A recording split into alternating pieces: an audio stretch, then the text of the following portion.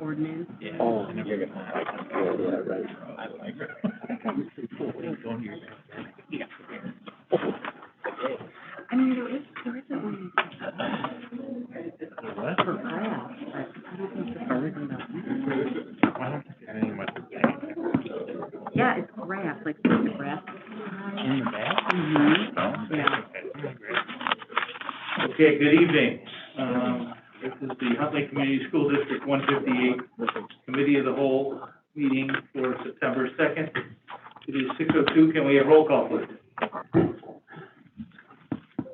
Mr. Grady? Here. Mr. Gearing? Here. Mr. Gentry? Here. Mr. Fagliano? Here. Mrs. Melendi? Here. Mr. Troy? Here. Mrs. Majorino? Here. All right, here. All right, we pledge allegiance. We have some students. Be friends. Come on up.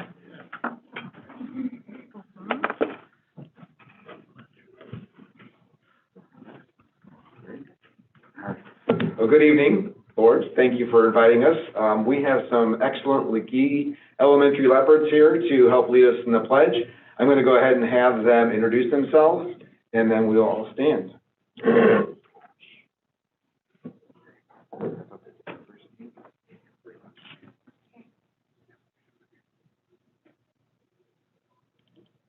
My name is Sonam. I'm in first grade. Sonam. My name is Cassie and I'm in second grade. Cassie. My name is Tristan and I'm in third grade. My name is Mariko and I'm in fifth grade. My name is Ayan and I'm in fourth grade. Oh, yeah. All right, please stand. All right, let's all stand up.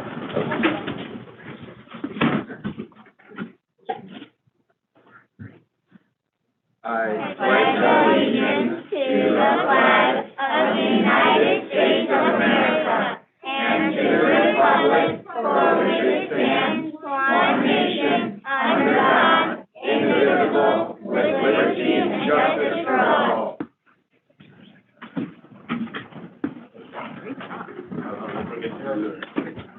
Oh, yeah. How are we gonna do it? Oh, do you want to? Yeah. Oh, yeah. You I want to take a picture for sure. Yeah. We're going to stand up here, guys, and get a picture. Yeah. So we're gonna come up here, we're gonna stand in front of the board and face up this way, okay?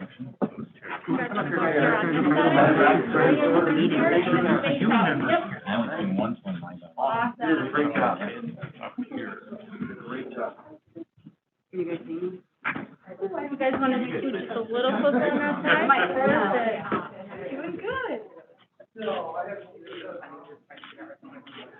Awesome.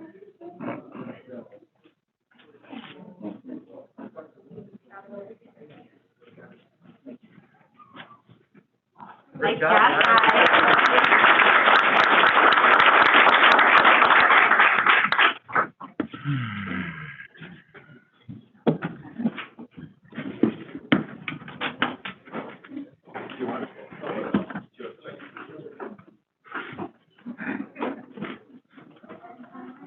Okay, thank you very much for the students to come in and lead us in the pledge. And item 3 is public comment. I have one public comment. Kathleen Troutman. Kathleen.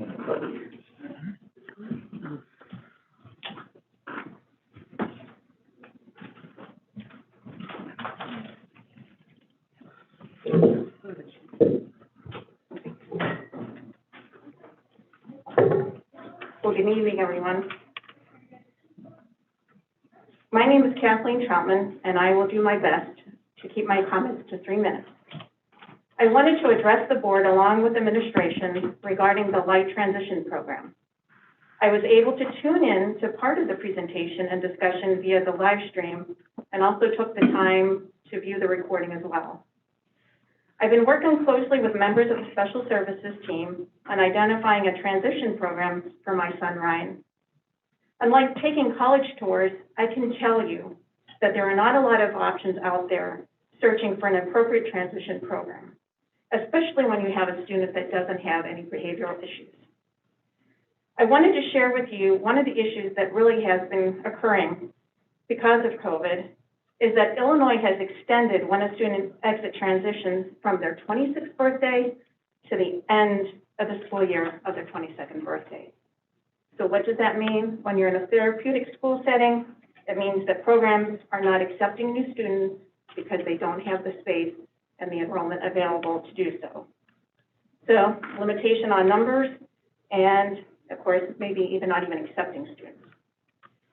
So what I wanted to share with everyone this evening is here in our district, we do need a solid transition program in place. I also agree with a comment that was made by another parent during the last meeting that the special servicing programming like SNAP, strategy, if they're so called, these programs, I'll call that today, within our district, they have been shuffled around over the years and into different buildings. One of the things Dr. Rose shared that the administration is investigating options for the LIFE program. And sometimes when you hear investigating, you just hear this clock inside of you going, time ticking away. And really, to me, that means our students don't have time. And 4 years can go by really quickly. I'm surprised, I can't even believe I have an 18-year-old already. It feels like yesterday that I was standing here working with the board and then the administration when he was younger and in grade school. I hope that when a decision is made regarding a location, that we think about inclusion and hopefully not segregation. I understand the concern at Marlowe, but our students still need the opportunity to continue to build and develop their social skills. And as we investigate options for the LIFE program, I'd just like to share a few thoughts. I did have the opportunity to tour the program at the high school when the light was there. And I really liked the fact that they had an apartment-like setting, which is very important for daily living skills.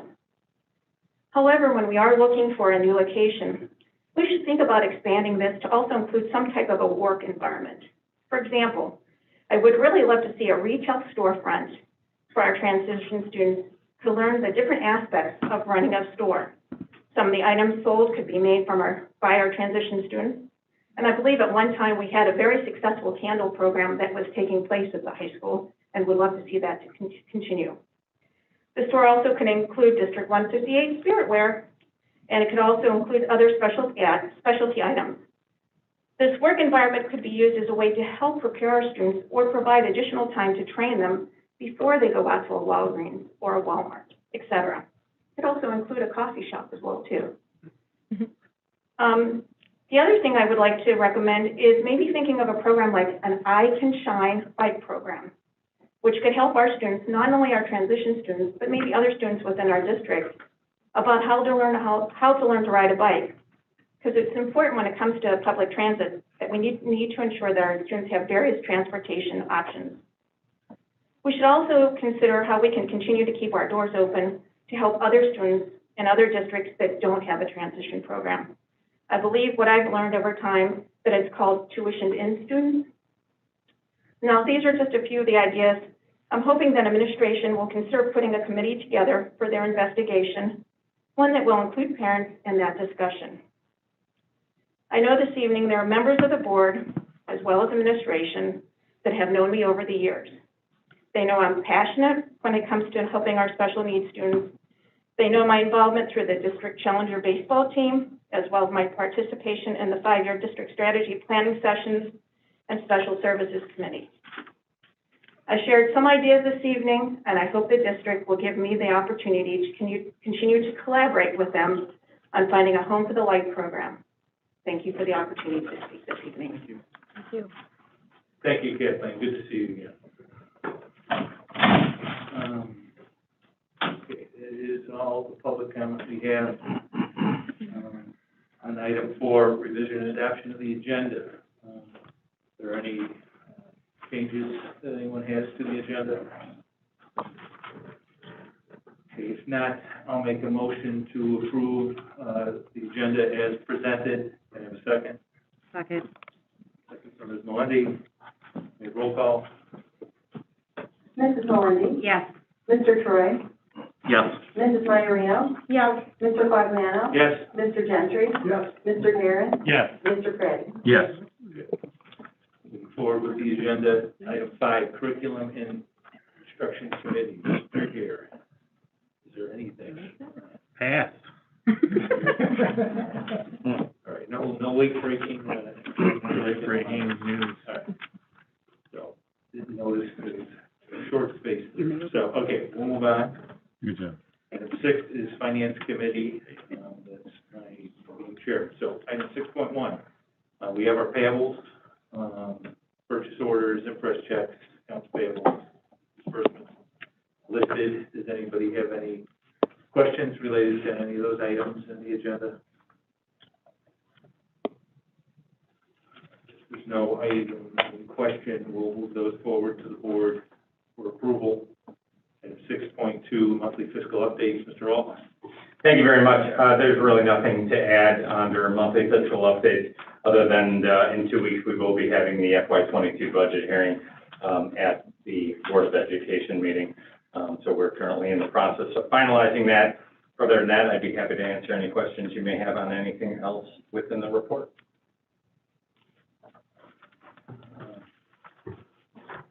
No, I reviewed it. We yeah, I mean, anything in the last, I mean, we haven't spoken in the last 10 days on debt. Is there any breaking news there of any sort? No, we're still waiting for them to finalize if there are any opportunities on those forwards based on the term sheet that was sent out. So no news on that front yet. Good. All right. Does anybody in the committee have any questions related to Mr. Altmeier's report? Anybody else on the board have any questions for Mr. Altmaier? That, also the activity funds are presented that, I think that report's pretty, I mean, am I missing something here? That's got spruced up, that report, as far as the level of detail that's on it? Yeah, over the past year, we have kind of spruced that report up to provide a much more level of detail to the board and to the community on the district's clubs and activities. Yeah, okay, well, what's good is summarized, and then there's a level of detail to the report, so that's very good. 6.3, revenue and expenditure reports. Anything standing out there, Mr. Altmaier? Yeah, thank you very much. You know, in front of you, you have the July financial executive summary, and I generally say this every July. Well, there's not a lot going on in July, and this being the first month of the fiscal year, absolutely, we are tracking within budget, and we get to finalize that budget, but we are tracking. The only item really worth noting is just to keep the board apprised. Health insurance claims were at $788,000. So within what was expected for the month versus prior year, slight uptick from prior year of $703,000 to $788,000, but nothing crazy unusual within this July 2021 financial executive summary. That being said, with regard to revenues and expenditures, before I had a chance to put this in writing, because of the board submission date, we have received the operating surplus from the auditor as to where the audit report will end up from an operating surplus standpoint. And so I do have that figure, but please know that figure does not include, the operating surplus does not include, or it does include, and it's backed out, is the amount we paid for in accordance with the collective bargaining, the $1,500 per HEA certified employee, as well as the $500 per employee dollar amount that we paid. Those two amounts approximate $1.1 million, and the operating surplus after those accruals have been made is $1,694,000 approximately. So that is the operating surplus after those adjustments have been made. And if you look at that number, that is in the ballpark for what we thought the surplus was going to be. We thought the surplus was going to range from 2.1 to 2.8 million. Well, that would put it at 2.7 million.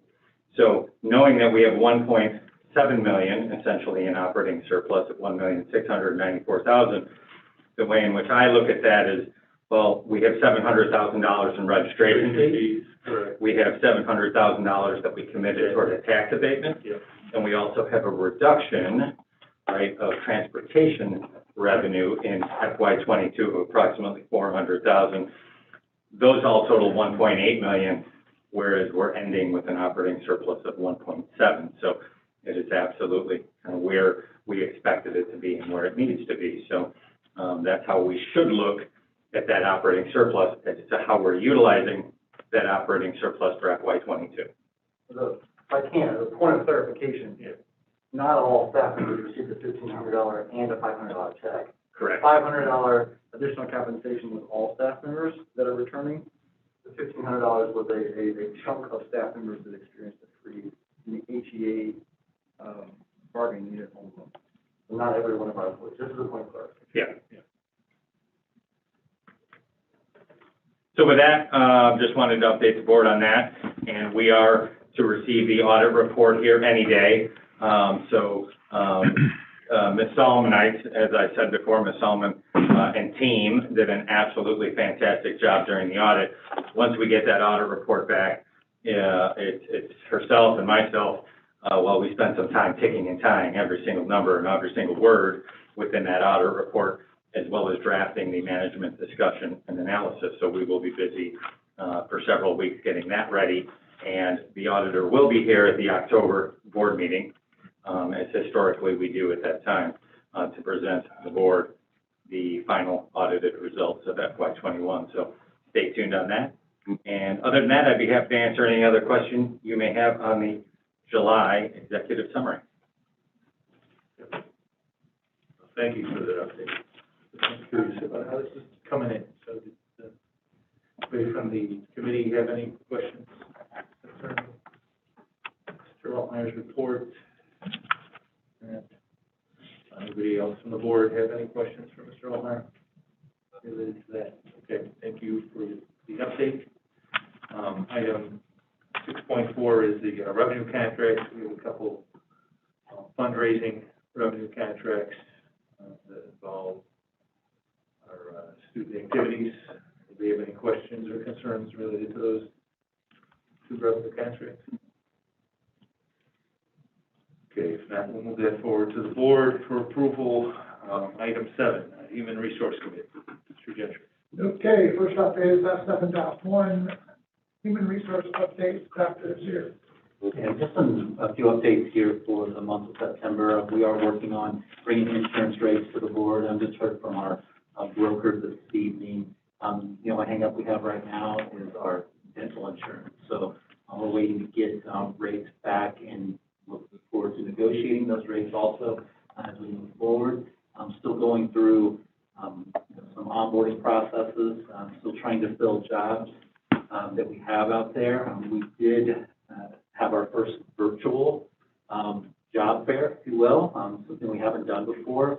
I finished the first round of interviews this afternoon. So if you saw on social media, we put out an opportunity for folks to find out information about the district and some positions. And I'm glad to report back we had 18 folks that replied to that. So I had a set this afternoon, and I've got a set next week. Thank you, Alex, for helping me put that together and get that out to the community. So it was good just to talk to folks to help them understand, how to go about the licensure for certain positions like paraprofessional, /aide or bus driver, substitute. Sometimes they just need that information, and we were able to actually push a couple candidates towards our elementary building immediately today after the interview. So hopefully this will help us fill some of the spots we have out there, something we haven't done in the past, but we learned some lessons from it, and we'll continue to do it as we go throughout the year. We made it very convenient for folks either through a phone call or a Zoom call. They would eventually have to interview with the hiring manager where the position's open, but just being able to get individuals' information was very beneficial. So as we all know, there's a shortage out there in many positions across the district, and we're just trying to find a way to help, fill that gap. If we get a handful of people out of this, we'll deem it a success at this point. Any questions from the committee or otherwise?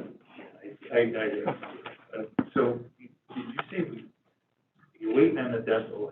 Did you get the health insurance premium? We had a preliminary meeting on the health insurance premium. So I'm curious, because a lot of people, businesses and stuff, I'm not seeing that, I don't see their stuff usually till October in regards to renewals on premiums. Are they talking about any kind of, like, additional premium for people who aren't vaccinated or anything like that? They did not bring that up. You know, after the initial meeting with the broker, Mr. Altmeyer and I were happy, with what was on the table, put it that way at this point. But they did not discuss, surcharge or anything like that. I'm just curious if there's any conversations with.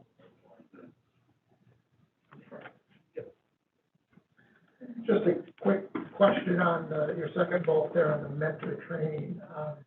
Maybe it'll put you on the spot a little bit, but again, just kind of elaborate a bit on what that program looks like and how that works. Yeah, sure. So for all of our new teachers in the district, they're assigned a mentor. And we have a mentor packet that goes out to those teachers that kind of guides them. Ms. Lombard created that, and it's evolved since I've been in the role. So essentially, it allows our mentors to meet with our new teachers and help them through the processes of the district, but also, you know, to help them with anything that they would need. So they do that throughout the year. Our mentors are able to collect a stipend from that and also collect 15 professional development hours. So there's a little bit of an incentive for our teachers that have been here to help out those new teachers to make them feel, you know, comfortable in their building or in their role. Okay. Now, is there any thought to, if that ever been expanded beyond new teachers as far as people seeking out a mentor, early career? Yeah, right now, we just focused on the new teachers. Okay. And we've also looked into, I've looked into a program through IEA and ISB. I met with them last year. They have a mentoring program also that is very, very new.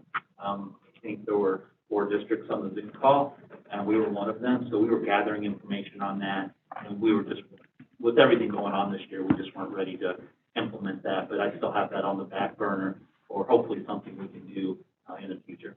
Okay, thank you. Thank you. We have another different question. So, Adam, on, you know, in our most recent contract for special ed, we allotted some additional time at the beginning of the year for them. I mean, did we get any feedback on how the additional time was used and how beneficial it was? Yeah, we got a little bit. Sue here, Sue, did you have a final number on that, on how many people utilized that, approximate? I received 24 times. So 24 folks took advantage of that, and I think we were primarily seeing that used at the high school. So the feedback from the folks that did use it, I think it was positive. They appreciated that time. Okay.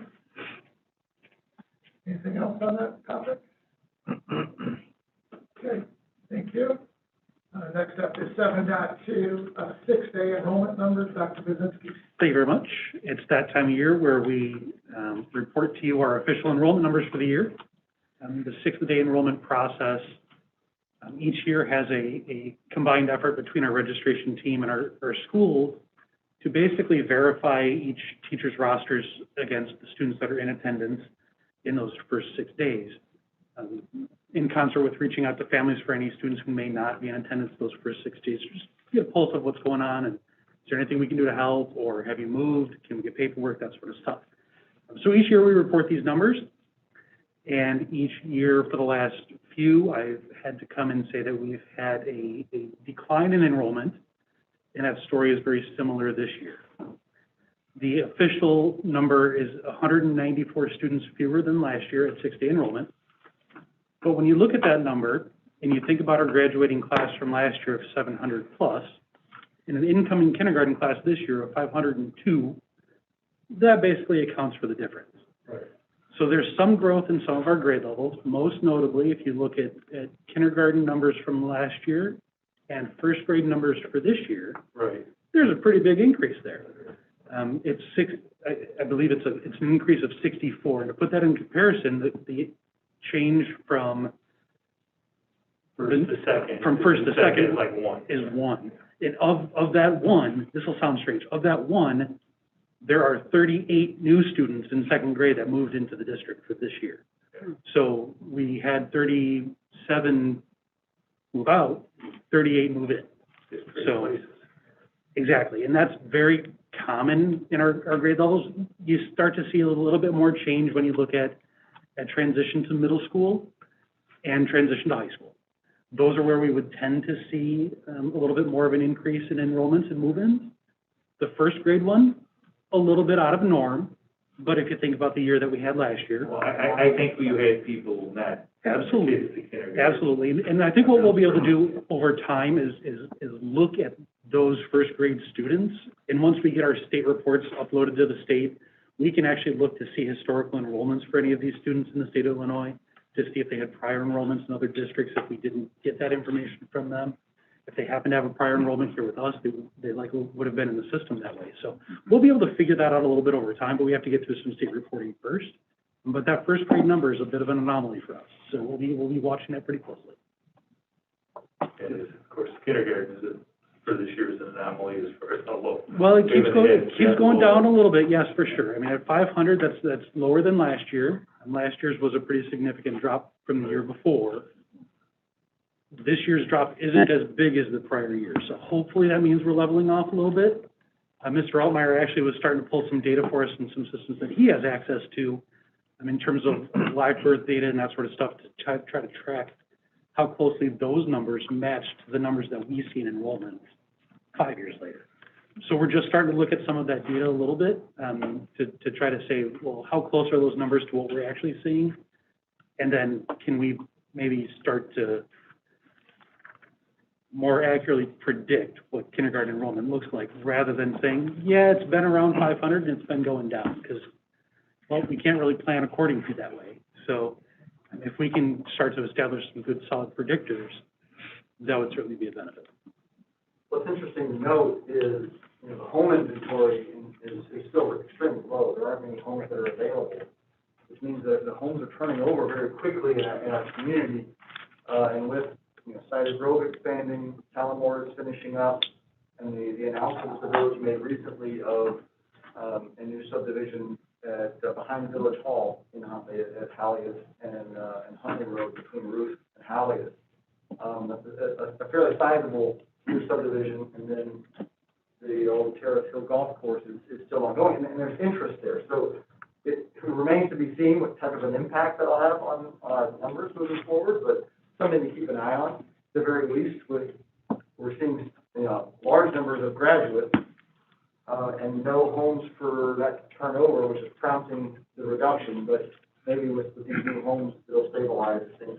I don't think families are leaving when their kids are graduating, which is great, but it obviously impacts our numbers. So at the very least, we're confident that it will remain stable for the foreseeable future. But these new developments, all coming to this campus, remain to be seen. Mr. Eddings makes sure he's under control. Doesn't look too bad. So Comparative. but the housing market continues to be strong in our community. Yeah, I think it was very encouraging as far as class sizes are. For K through 2 class sizes are unbelievable.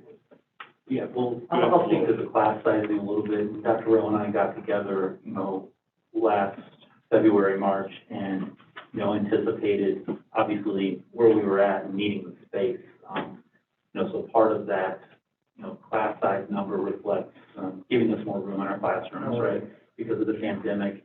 And unfortunately, it does still, Mr. Eddings, building up pretty good in terms of classroom space. But if we were in a normal year, if you will, we have some room in that class size, where we could open up some classrooms and move some folks around to the district. And, overall, class size committee, very happy with what came about out of that. We always have some anomalies, especially at the middle school when you get to the geometry level, that you won't see reflected in this report. It would have to be a real deep dive, but when we have a class that goes over that a little bit, and I know Mr. Johnson is working on that in that building. But overall, when you consider the amount of classrooms we have, the amount of sections we have, we're in really good shape in terms of class size across the district for this year.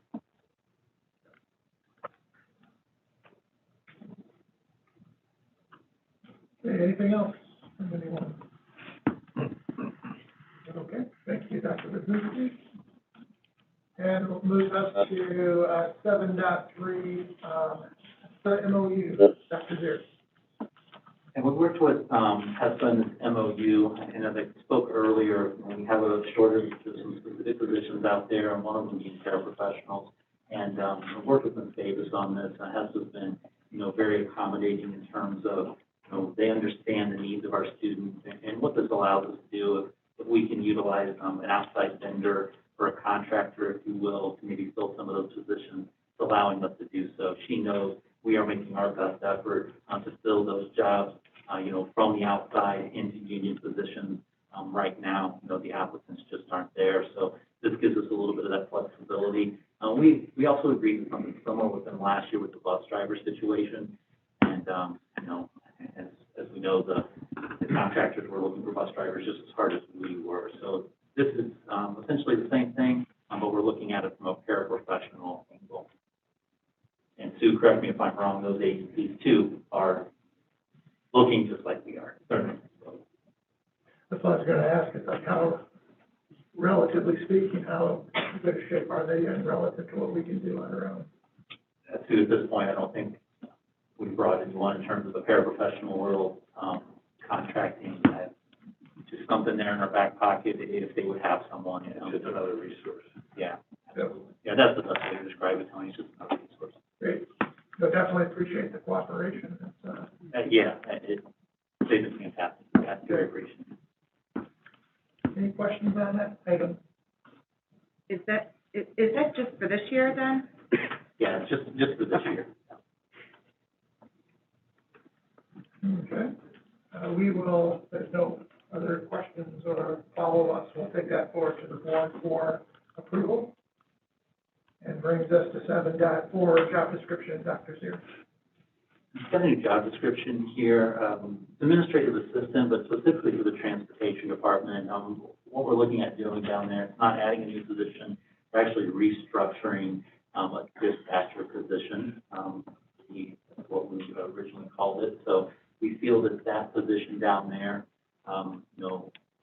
is a little bit more, administrative assistant, secretarial work, organizational work, that we could benefit from. The person that's in that role is, now driving bus for us, so helping us fill those spots. And, Ms. Lombard and Ms. Cooper, felt that, restructuring that position would be best. So we do have that job posted at the time. And, I had an applicant in my interview this afternoon from your hallway.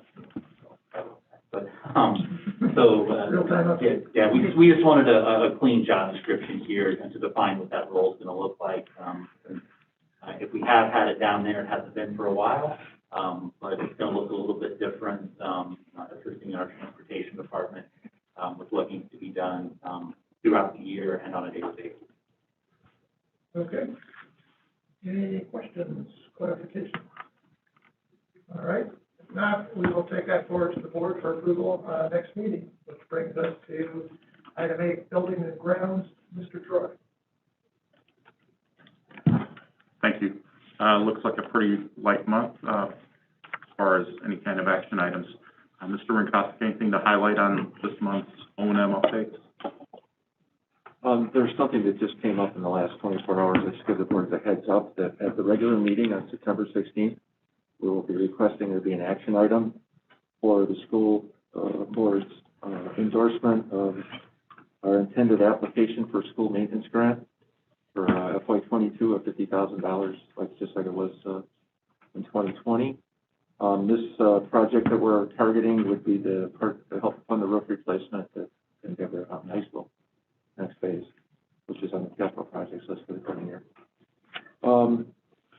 The pavement improvements project is going to go on the drawing board pretty soon. We're going to start soil borings and design pretty soon. We invited a traffic engineer out, came out September 1st, looked at the traffic flow in the morning and the afternoon. He gave us some very positive feedback about how things seem to be working presently.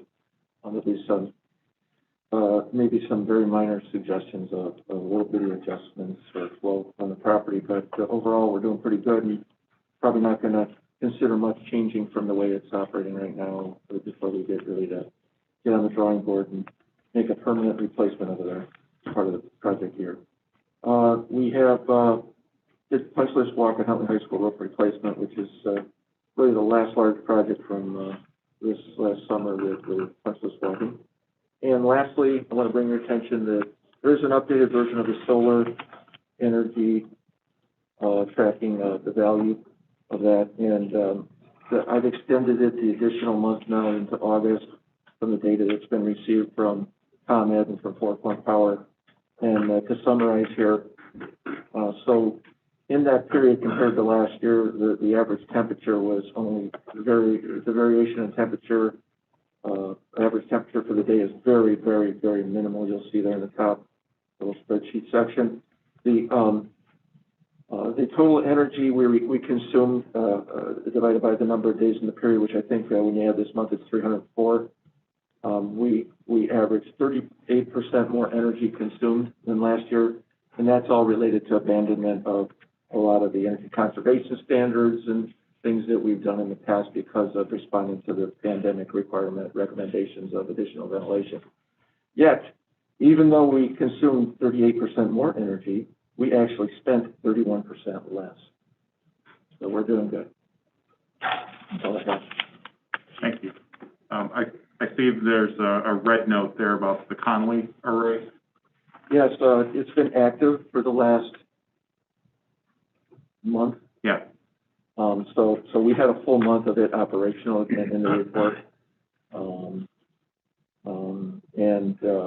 And I had someone take a deep look at the power factor numbers to make sure that the inverters are tuned.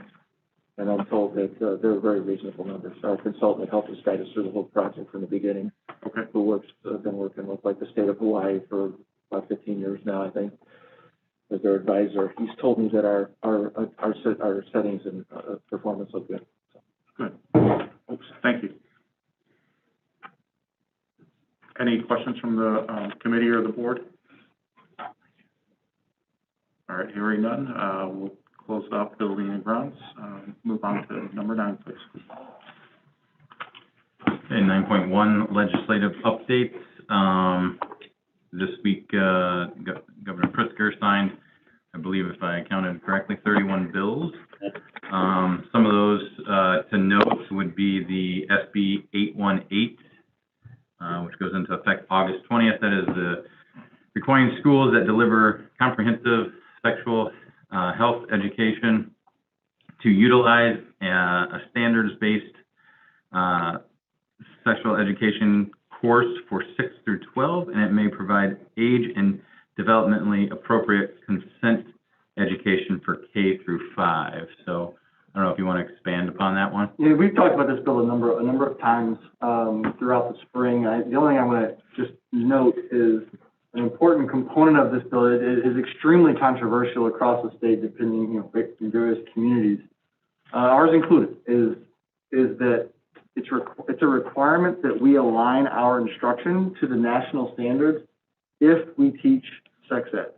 So because we teach sex ed in our health classes in 6th grade through 12th grade, that's where our the alignment of our curriculum will take place. We do not teach sex education at the elementary level presently, so a lot of the concerns of the national standards were the level of appropriateness based on conservative family values and what the age appropriate at the elementary level according to the national standards. And there was some level of scrutiny because of the group that wrote the standards that were adopted national. I believe it was the Planned Parenthood group, and so some political division was arising around that. So the point being, because we don't teach sex ed formally at the elementary level now, that concern kind of dissipates for us in terms of the level of appropriateness and marrying where the school district steps in versus what ought to be taught in a parent's home to that level of student. We are actively working with our health department and PE department chair as to how that alignment 612 is going to go with the national standards, so that we then can understand where our gaps may be of what we currently teach versus what those national standards are. And then we can begin investigating how our approach aligns with community values with those standards so that we can do that. Again, July 2023 is when this must be ready to implement, so we have time. Our curriculum will not be changing in the immediate. We'll get this right, and we are happy to make those resources available to families to look at. If there's also an opt-out form for families that are not interested in it, that we'll of course honor, and are happy to come back and have discussions as we get closer, if that's something of interest to you. But we're actively working on that to try and get ahead, because it is such can be a controversial topic, and a lot of people are interested in it. SB 1577, this is to go into effect January 1st. It allows students to be absent up to 5 days for mental and behavioral health without a medical note. As mentioned earlier, HB 40, that allows child to attend school or services through their 22nd, through the end of the school year of their 22nd birthday.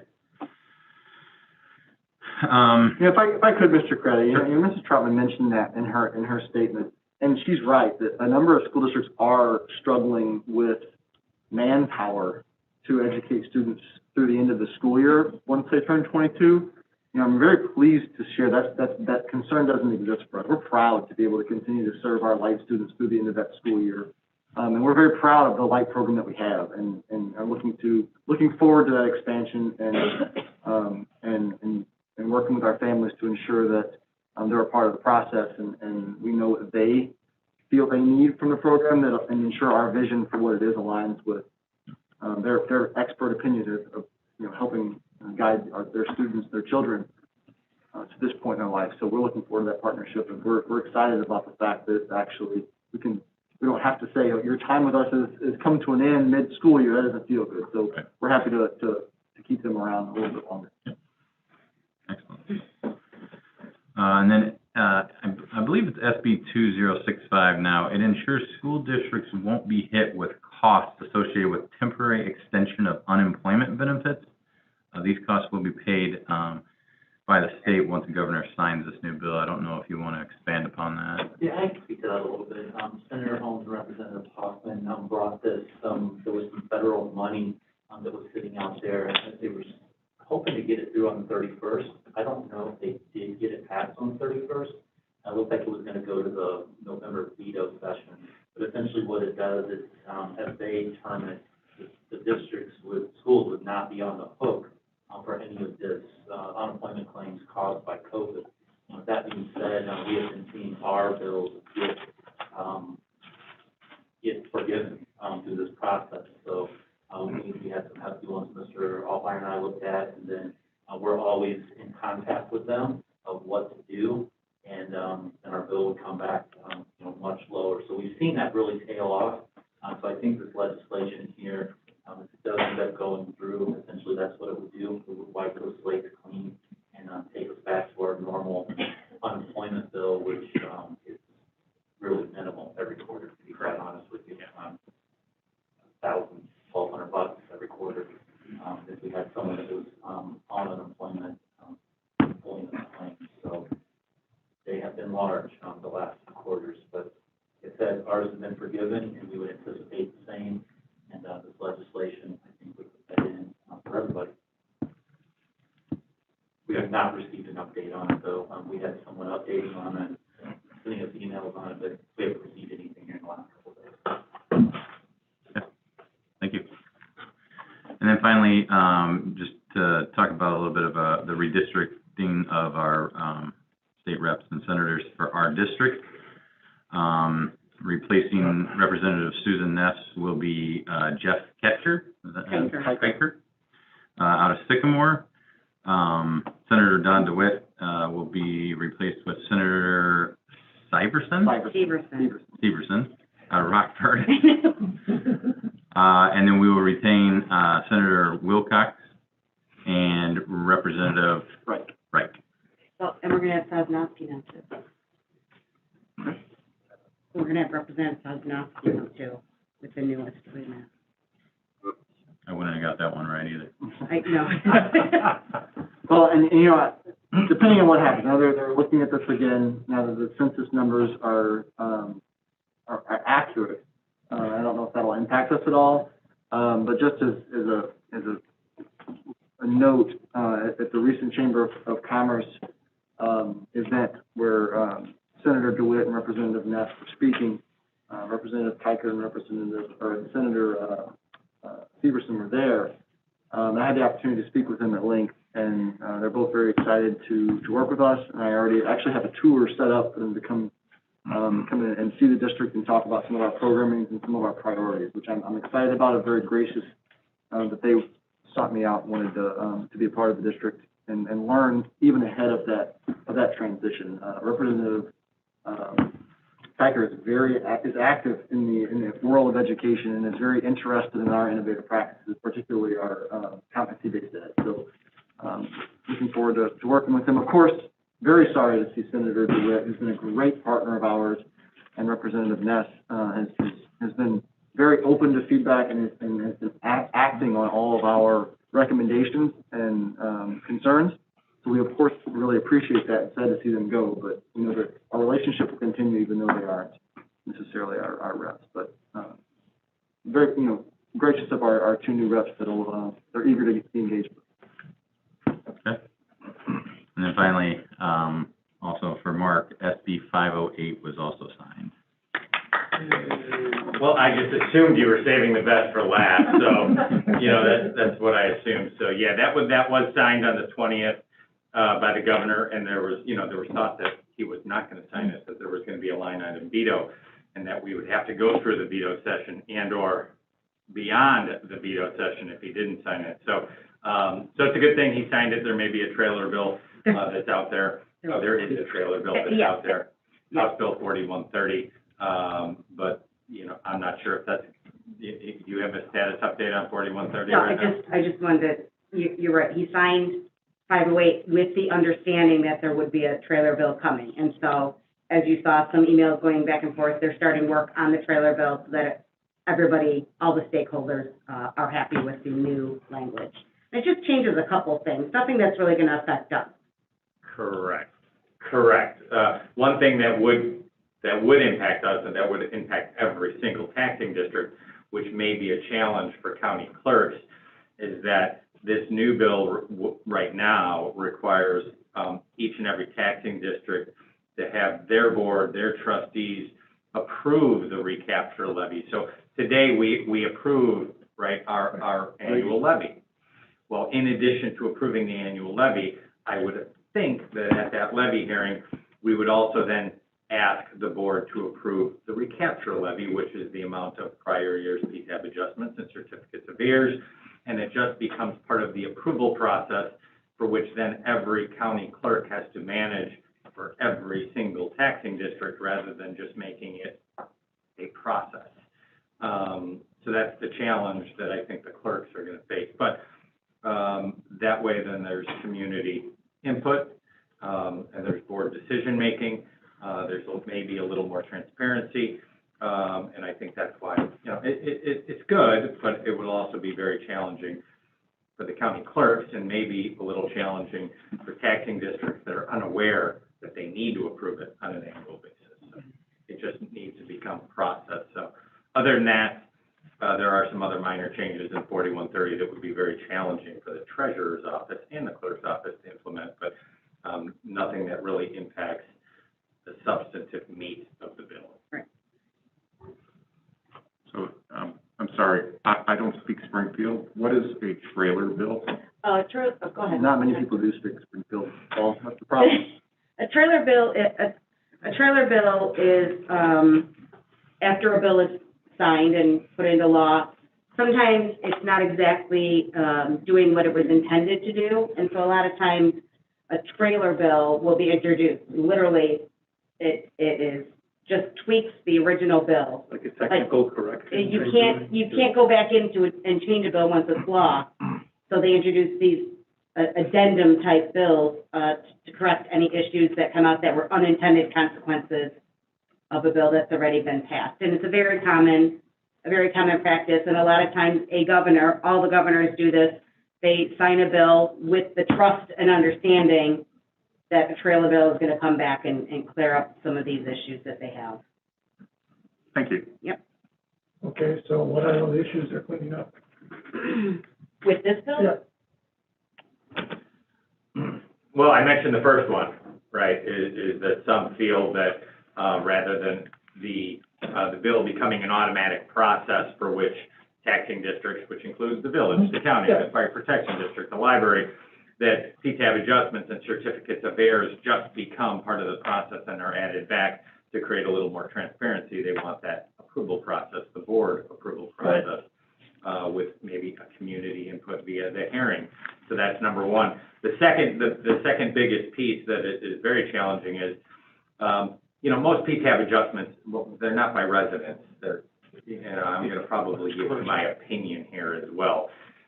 If you're you're Allstate, you're a large corporation, and you have the wherewithal, you have on-site counsel, and you hire tax attorneys to constantly challenge your real estate taxes, and you go to a board of review, and the county board of review doesn't make a decision, so it goes to PTAB, and things get tied up in PTAB because it's so far behind, and all of a sudden, the PTAB reviews it and says, yeah, you're right, your assessed value should come down, and because we're changing your assessed value for the last several tax years, we're going to give you $1 million refund in property taxes, which is really covers 2 tax years.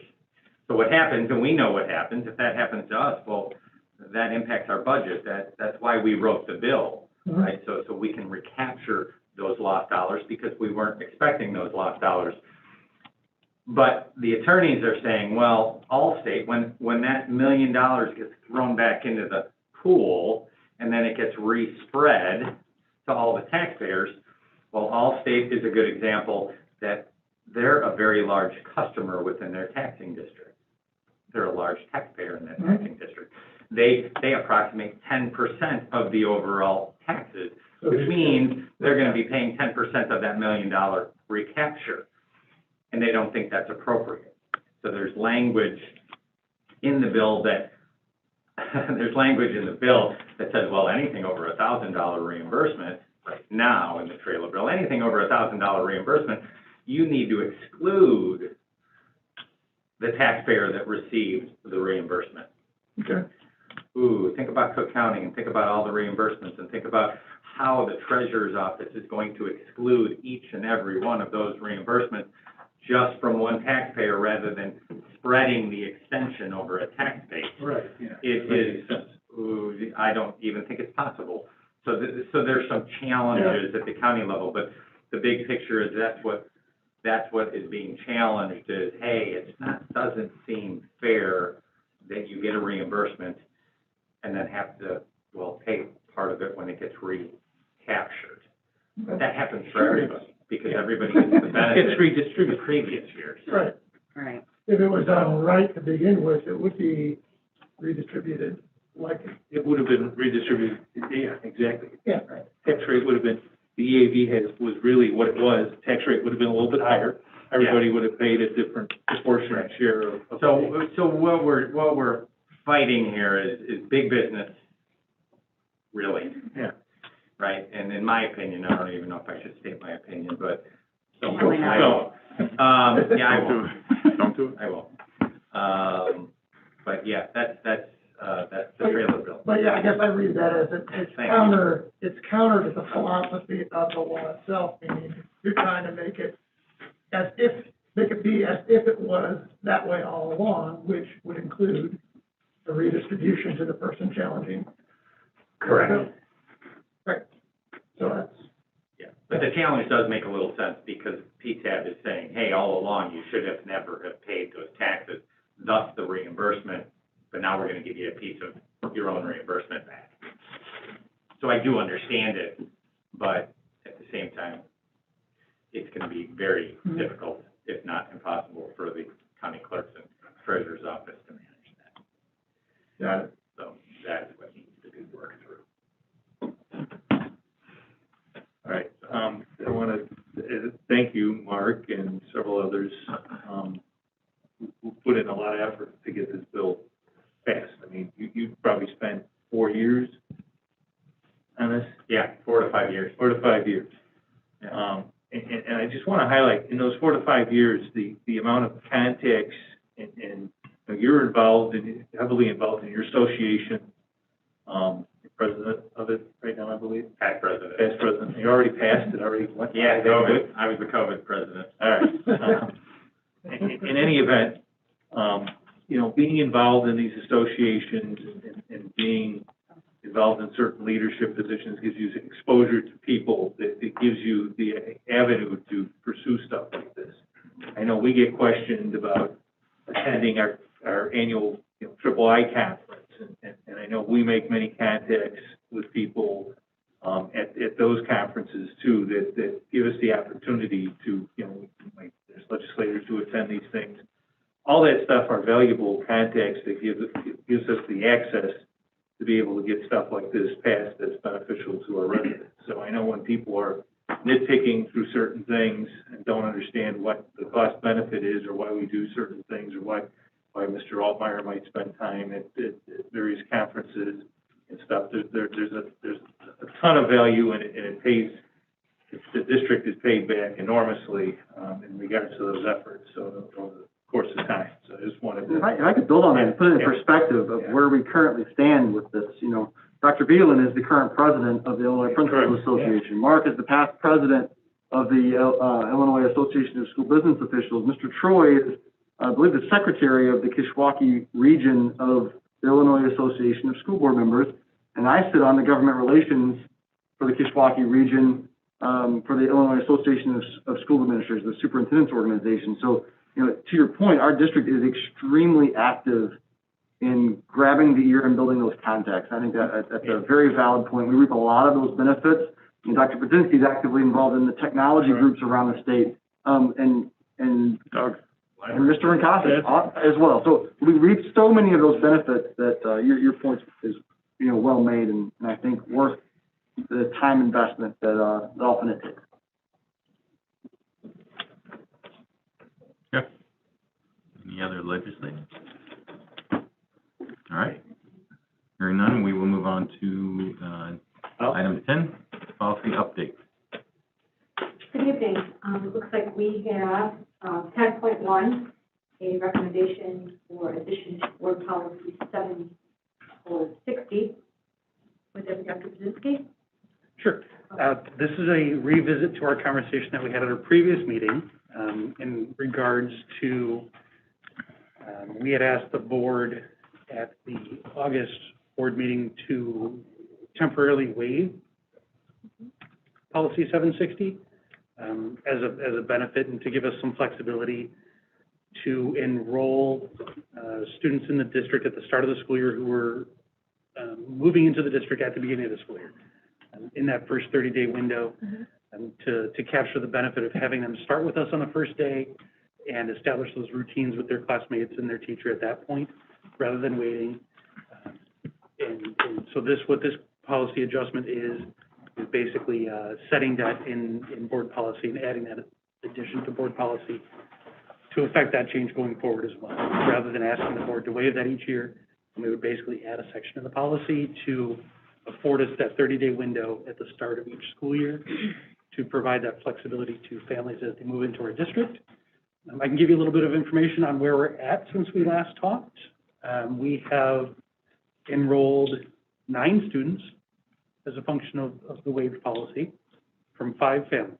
So that's 9 students that we were able to bring into our classrooms at the start of the school year as a function of that waived policy. Those families, I think, are very grateful that we were able to do that and provide the fresh start at a new school year for their students. So with that, I'd entertain any questions you might have. Are there any questions from the policy committee or the board? I think I would encourage a discussion here about the specific language involved in this, because I remember that last conversation, I know there was some interest that maybe surrounded around the length of time, whether it was 30 days. Dr. Budzinski and I believe that 30 days is adequate, but I know there was Mr. Crowley raised the concern about the loan process based on his knowledge and what can happen there with such a short timeline. you have this discussion, you can make alterations and suggestions however you wish.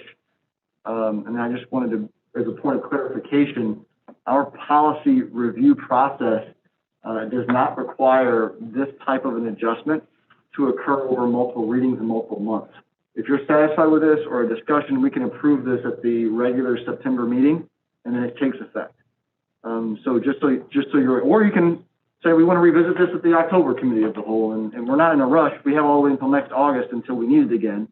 But we want to be sure that you're comfortable with the outcome, and all those avenues have been explored.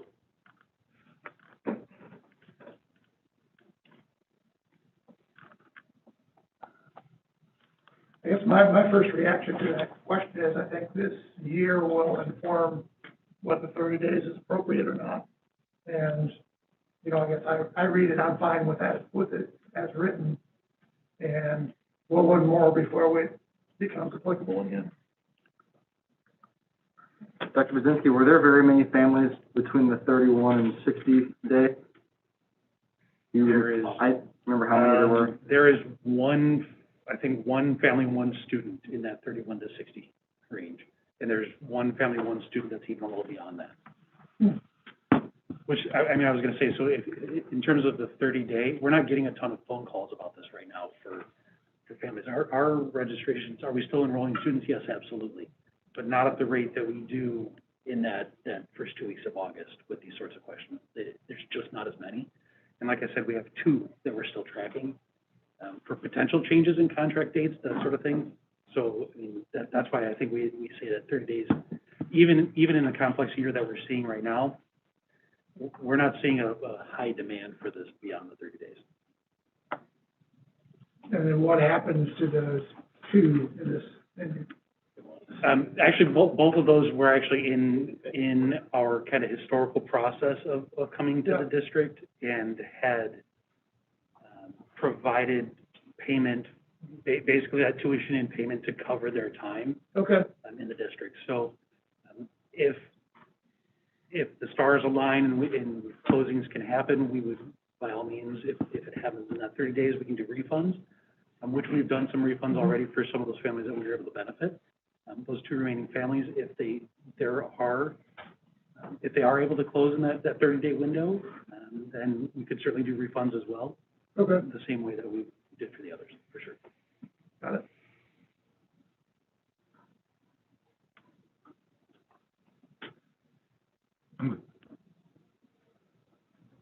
I mean, I'm fine with the 30 days. I just think with the way things are right now, I think 45 is probably more appropriate. But if we decide to go 30, I'm not against that either. Can we add something, about maybe 30 days or, I don't know, like a case by case or, you know, some kind of proof of something, or just so we don't box ourselves in the event that what Sean was talking about?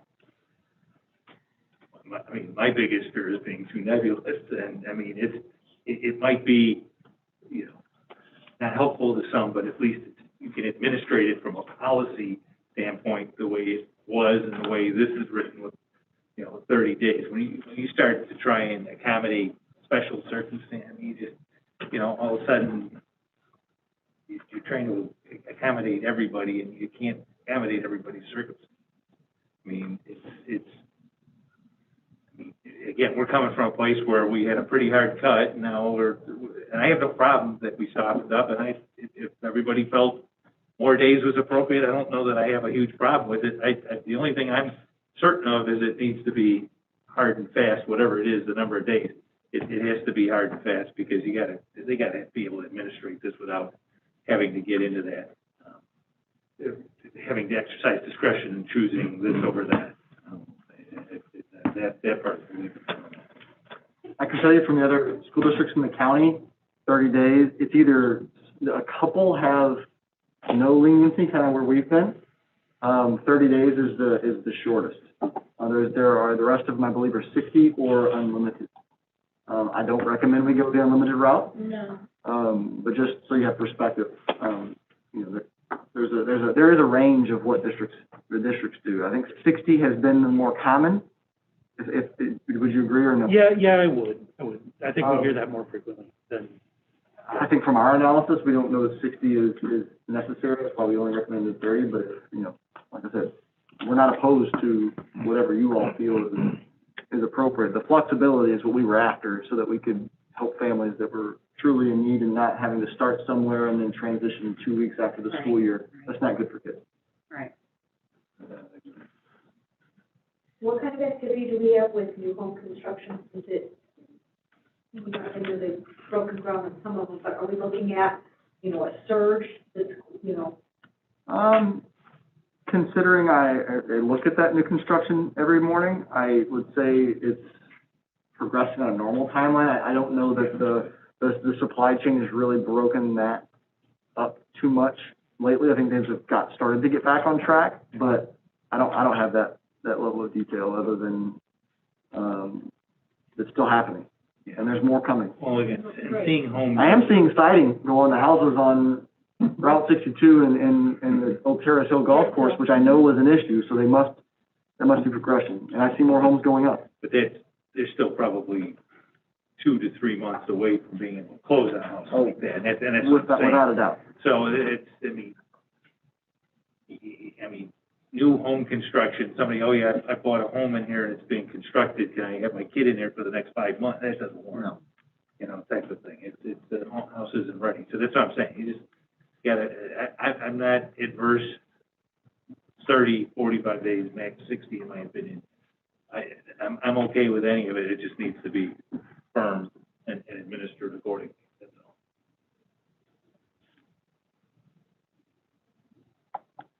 I've been more towards, a 45-day, that a month can go by so fast, so many variables, that it just. I mean, Sean, help me out here. On the locks, 60-day lock, the longest lock you see on a mortgage. Yeah, I mean, you'll see exceptions for 90, but 60 is probably, Yeah, I mean, you typically run 30 to 45 days, 60 at the longest. yeah.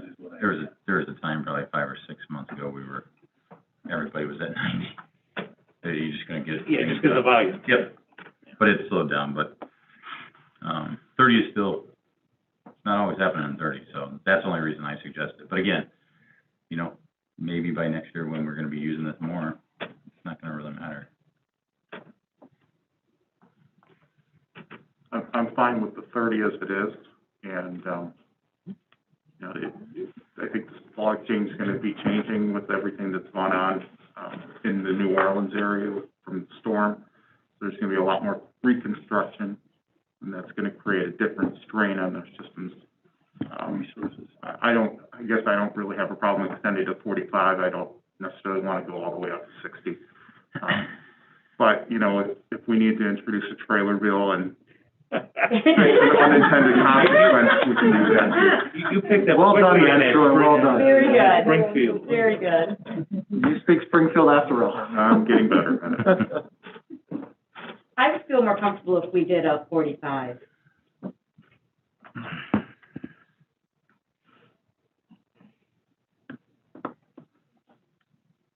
Committee. You, Mr. Troy, and Mr. Guerin, you guys, listen, everybody, but you guys, the three of you have to come up with a consensus as far as what you want to move to the board. I'm waiting for him to weigh in. I like 45 as well.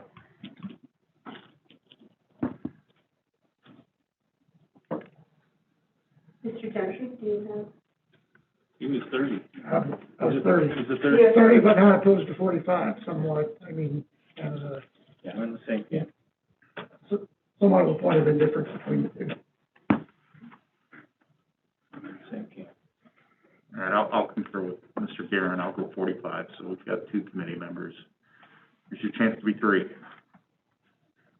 45.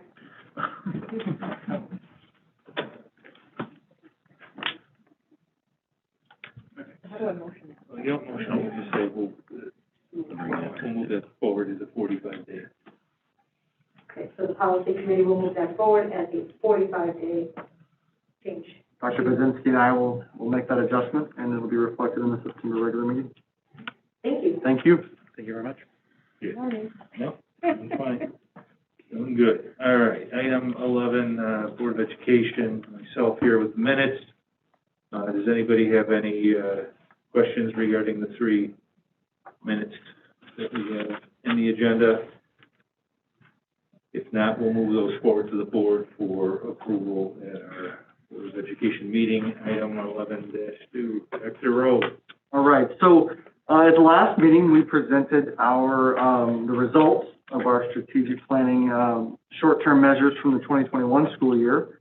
And now I present to you our recommended measures for the 21-22 school year. A number of these are going to look familiar because in some of the areas where we did not hit the mark as we expected to because of the interruptions of the COVID provided for us and not able to accomplish some of those goals, we are definitely carrying them forward as they were valuable last year. They still are. We want to be sure we see them through. So in our 4 categories is, we obviously annually we keep the local growth model, and we need a refresher on ECRA's 84% of students will meet or exceed their projected growth within that ECRA model, which incorporates all aspects of testing into their growth percentage, their growth projection, and projects the path that students are on based on their past performance.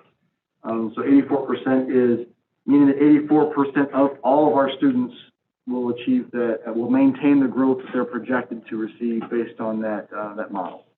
And then as well as the social emotional plan that we began and started last year. We're attacking those action steps that are outlined within that social emotional learning plan. Last year, one of our goals, the online learning project, we created 4 courses in the event that we were going to be able to implement them as a part of our remote learning platform at the high school level. Given the fact that we weren't allowed to offer a remote learning option, those 4 courses can obviously still exist. Our plan now is to incorporate them into the course selection process, as well as add and expand those offerings. We want to do so in a controlled manner, but just to give some perspective, we did have 37 teachers express interest in developing an online course. So we want to do it in a manner kind of like how Blended started. Remember, it was 3 classes and 100 students, 10 years ago, 11 years ago now. We want to approach this in the same fashion. We have 4 courses developed. Our plan is to evaluate those courses very closely, make some tweaks, and then expand that at an appropriate level and incorporate that into the course selection process. And students will be able the opportunity to take an online course as a part of their school day next year. The dual degree program has been presented to you in the past. We will be focusing on implementing that. And then the elementary literacy action plan that came out as a part of our interdisciplinary units at the elementary level, and some very specific science of reading actions that we've been focusing on and has gone. It's some intensive work. As you see, our elementary principals nodding. They've had a lot of books to read this summer, and have been leading their buildings exceptionally well to start the year with this work. So moving on, in special education, we're shifting away from benchmarks and more towards the growth model to align with what we believe is the appropriate action and ensure that we're growing instead of hitting the old school way of a benchmark. Our personalized learning plan will continue to progress. Last year, one of the goals that we needed more time was that special services delivery model, as you'll remember from a couple of years ago from the district management group study that we did that recommended a shift of content area specialists and some adjustments. So that committee is going to continue, and we expect to emerge with some recommendations for consideration as what that might do to our delivery model. The instructional coaching model was another one of those areas that was interrupted by COVID because we weren't able to utilize our staff how we wanted to. We needed those instructional coaches in the classroom. So we'll finish that work this year. The district equity plan, the 21-22 steps are going to be implemented as that area of focus. We started last year with a hub of social emotional supports on our website. And then we're going to maintain that and focus on, continued enhancements of those offerings as, you know, social emotional learning is one of the most important, areas of focus for us during the school year. You know, one of the areas, you know, as I shared last meeting, we started off with the Orange Frog implementation, and, you know, and Huntley Happy. And where our employees come to work and spend so much of their time, like our students, we want to ensure that there's a highest level of satisfaction with their job, and the climate of our district is a positive one. So we want to, you know, we do the 5 essentials every year, but we want to control our own and dive in specifically to things that are about Huntley 158 to our employees, and what makes them love being here, as well as areas that they think they'd like to see us pay some attention to, so that the job satisfaction continues to be very high. Moving on down to the final category, the website was one of our goals last year. We did complete this goal, but if you remember, we elected to push off the rollout because we didn't want families to learn a new website at the start of this school year, especially when they were comfortable with one that is a little outdated. So Ms. Lemoyne continues to make some tweaks to that, and it is very ready. And we're looking at a beta rollout looking like early October, and have plans of flipping the switch formally after we receive some feedback from some of our staff and families based on that beta rollout. The communication satisfaction survey was one of our goals last year that we did not meet. We intend to address that one this year. And then we'll obviously continue our focus on our fiscal health guidelines. And then a new one is increasing the recruitment and retention of our diverse teaching staff. As you know, our dual language program continues to grow, which is contributing to diversifying our teaching staff. But we have other areas of a diverse staff that our students would benefit from, as we have the belief that is founded and based in research that students benefit from learning from and working and seeing people that look like them leading their classrooms, and that's an important part of their development and an active part of our plan. You know, Mr. Altmeier's mentioned the operational efficiency work group that we put together, and some of that plan. We're going to implement that and continue to be more efficient, and I continue to push hard on those electric vehicles and in our transportation parking lot. We can't wait to see those in action. And then finally, we're going to continue our efforts with our parent education, the Huntley University and Parent University options, and offering some learning opportunities with our families to support their children in an environment, in a learning environment that's very different from one that we all experience. And you know, a lot of times for our parents, and as a parent, it's challenging to keep up with our busy schedules, and sometimes we can offer a way to bridge that. So we present these to you and would welcome any conversations around any of those measures, but would look for an approval of that, those being our goals for the year.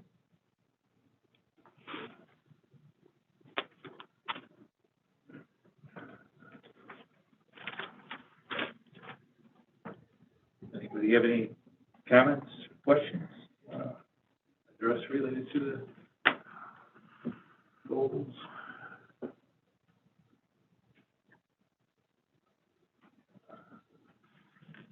So I have a question. We've heard quite a bit about the LIGHT program and the needs to address and house the LIGHT program. Is that something that should be in this strategic plan as well, specifically, so that it gets the right attention? Or is this something that, not necessarily the case because we know it's there? Well, yeah, it's a valid point, Mr. Troy. It really is, and I think that it's one I'm happy to add because it is an area that we are going to focus on. I mentioned at the presentation that they made in the last board meeting, where they shared that the vision for the future is their own, is our LIGHT program having its own transition center, that a building or facility or a section of a building that is their own. That absolutely can be a part of this, and I think it's well worth an addition, so that it can be one that we measure and follow through on and then report out on. Thank you for that suggestion. I'll add it prior to the next meeting for approval. Good suggestion. Thank you. Excellent suggestion.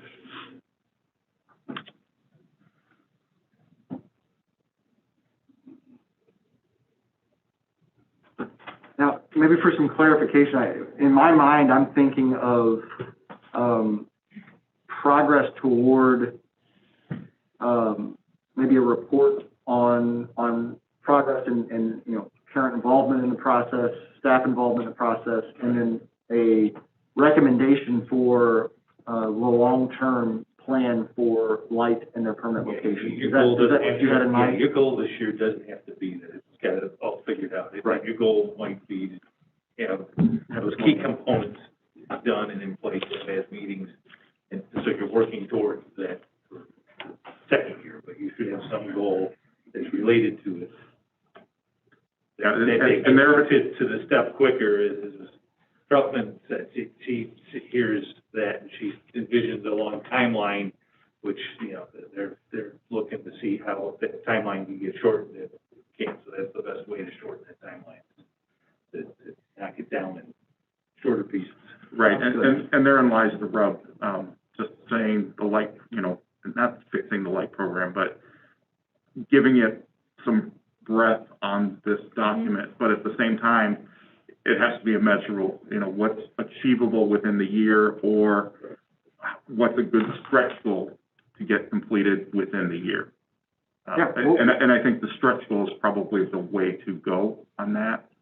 And Well, our intention is not that this is a long, drawn-out process of, you know, 4 or 5 years. That's not what we want either.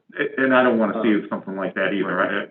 The sooner our students can benefit from it, obviously, the better. Totally agree. But it has to also be measurable in its, I don't want to make it hasteful either, just to get it done for the sake of getting it done. We want to do it right. I don't want it to be a check the box thing. We'll come with some language and would welcome any discussion, based on our proposal at the next time we meet. Thank you. Thank you.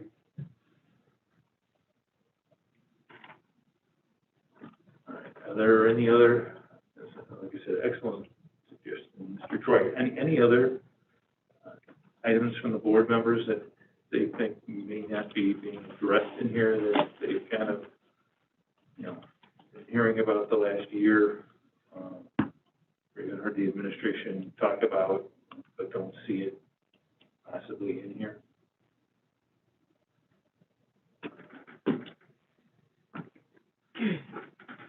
I guess just a more generic theme around, you know, you have standard growth model goals, which I think are have the right way to go, just based on the, kind of the science behind them, so to speak.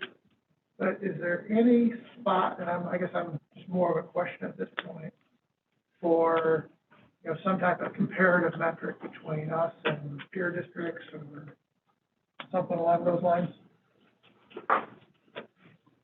Okay. Let's flesh that out maybe a little bit more, so I can understand what you're saying. It's something that you would be measuring against other districts, whether it's, I don't know, if you're talking like Well, like reading. the old days, you'd have the scores that would line up Right. one to one, head to head. We really don't have that anymore. Right. You know, how do you capture that essence in some fashion? Okay. Yeah, I guess that's why to say it clearly is that, you know, you used to have, you know, our number is X, their number is Y, you know, how does that compare and why? And, yeah, I guess that's what I was getting at. Okay.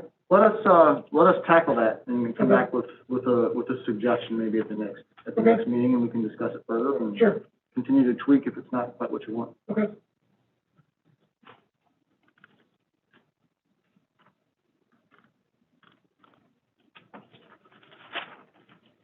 Double checking, yeah.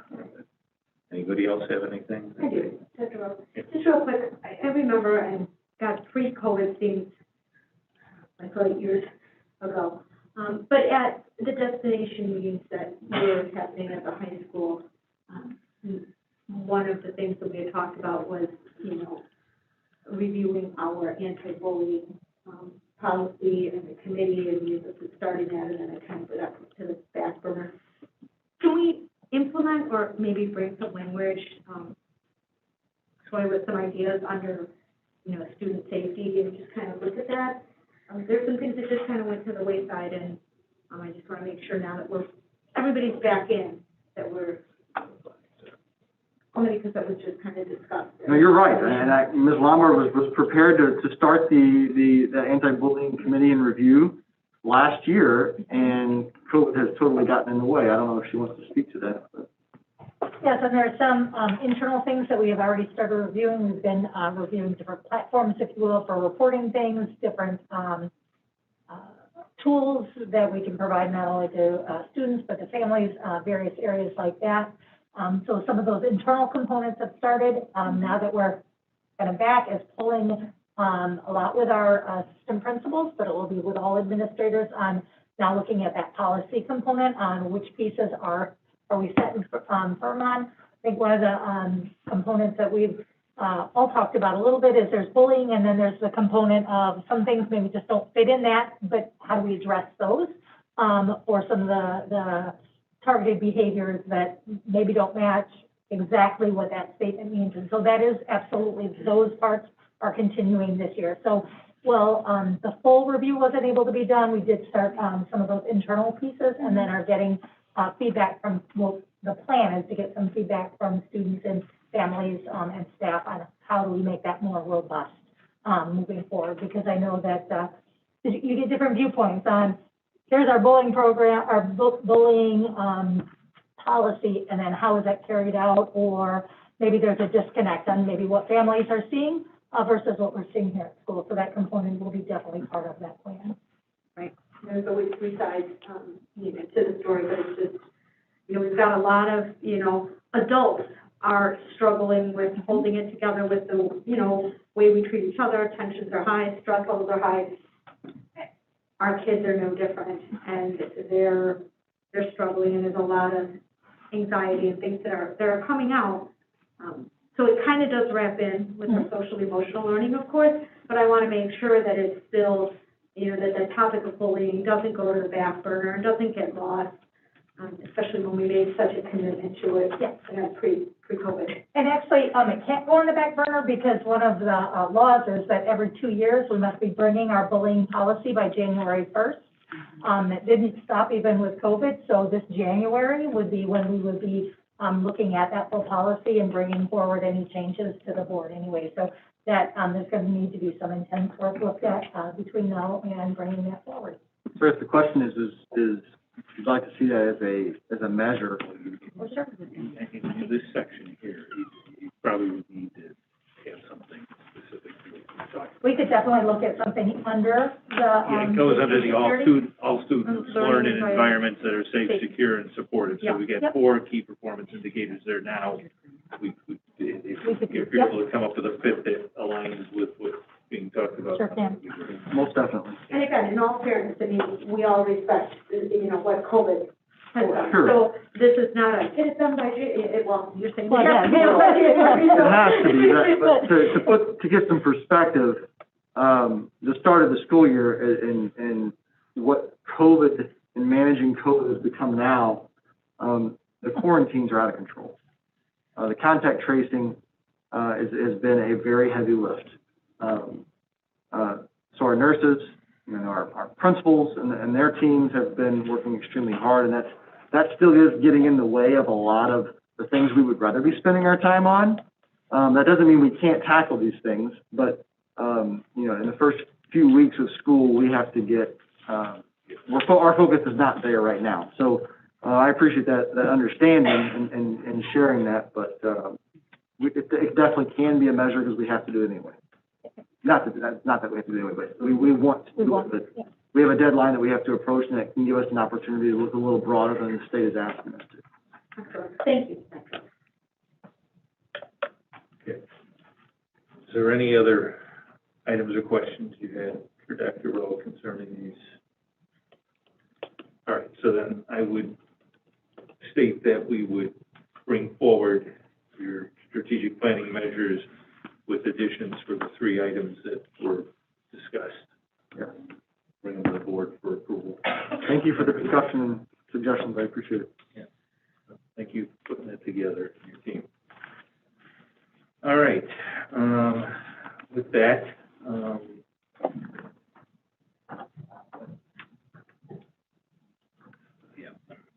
Yes, actually, yeah, the room's a little tilted. I wanted to comment on the fact that it's nice to see all our principals here with us, today. It's, the room's a little, Ms. Troutman, you left her out on an island over there. It's an exclusionary club over there, but, that's okay. No, honestly, we do really appreciate you taking the time to be here with us. We've missed you, tremendously, this past year plus, being able to attend the meetings. And it's really great to see you, and thank you for all the leadership you provide in our buildings, every one of you. It's a tremendous effort that it takes to get this district to continue to move forward, and we'll continue to take a monumental effort to do it, for us to get through and get our kids moving forward. So thank you very much for your time and for coming out tonight. Thank you. With that, I'll make a motion to move into closed session at 7:32. Do I have a second? Second. Second from Ms. Maiorino.